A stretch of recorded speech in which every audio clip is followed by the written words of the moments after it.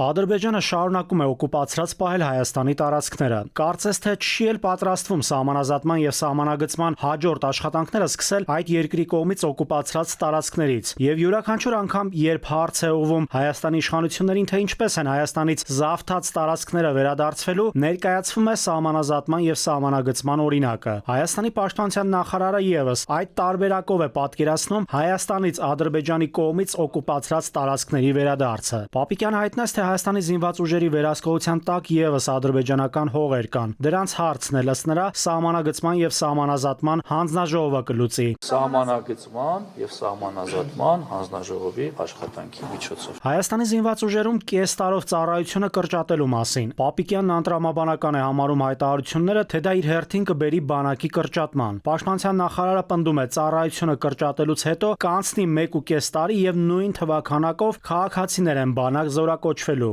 1.5 տարի հետո լինելու է, որ երկու զորակոչ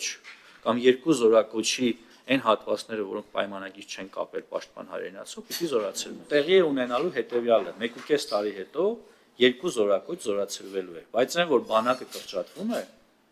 դա իրականության հետ կապ չունի։ Ազգային ժողովի ինդիմադիրները կարևոր խնդրի անդրադարձան, չէ՞ որ մարտական դիրքերում թեր համալրվածություն կա եւ այդ ֆոնին ծառայության ժամկետի կրճատում։ Շատ կարևոր է, որպեսզի զինված ուժերի հիմնական հատվածը ոչ թե զբաղվի մարտական հերթապահությամբ, որքան էլ վաթենչի, երբեմն պահակությամբ, այլ զբաղվի մարտական պատրաստությամբ եւ բարձրացնի իր կարողությունները։ Հիմա վարժական հավաքների նպատակը այն է, որ մեզ անհրաժեշտ է ունենալ պահեստազոր, որը ըստ անհրաժեշտության կարող է հավաքվել, պատկերացնել իր խնդիրը եւ դառնալ բանակի կարևոր բաղադրիչ։ Պապիկյանը շատերին հայտնի թեզն առաջ քաշեց։ Հայաստանի զինված ուժերի համար կարևոր առաքելությունը պաշտպանունակությունն է, ոչ թե մարտունակությունը։ Հնդիմադիր падգամավոր Աննա Գրիգորյանն էլ, թե եթե ծառայության ժամկետը 6 ամսով կրճատվում է ու զինված ուժերում թվային փոփոխություն տեղի չի ունենում, այդ դեպքում թող 1 տարով կրճատվի ծառայությունը։ Միանգամից մի տարի դարձնենք։ Տարբեր մարտական հերթապահություն իրականացվող տղաները նույնիսկ նախատեսվածից շատ ավելի շատ երկար են մնում իրենց դիրքերում, որովհետև հերթափոխի խնդիր է առաջանում։ Ես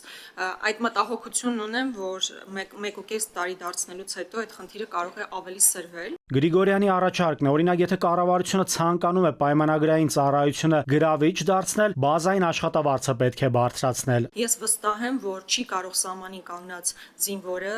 պայմանագրային զինծառայողը ավելի ցածր աշխատավարձ ստանալ, քան պարեկը Երևանի, օրինակ, կենտրոնում կանգնած։ Սա հիմա այդքան էլ իրականության հետ աղերս չունի, որ պարեկը ավելի շատ է ստանում, քան տրված է այդ հնարավորությունը զինվորին։ Այսօր մեր բազմաթիվ պատրաստված զինվորներ գուցե կրկնակի անգամ ավել են ստանում պարեկներից։ Պաշտպանության հանձնաժողովը կողմ քվեարկեց զինված ուժերում ծառայությունը 6 ամսով կրճատելու նախագծին։ Նախագիծը ազգային ժողովի падգամավորները կքննարկեն նաև լիագումար նիստում։ Զինծառայության օրենքի փոփոխությունը ուժի մեջ կմտնի հունվարի 1-ից եւ հետադարձ ուժ չի կարող ունենալ։ Նաիրի Մուրադյան, ժամը լրատվական։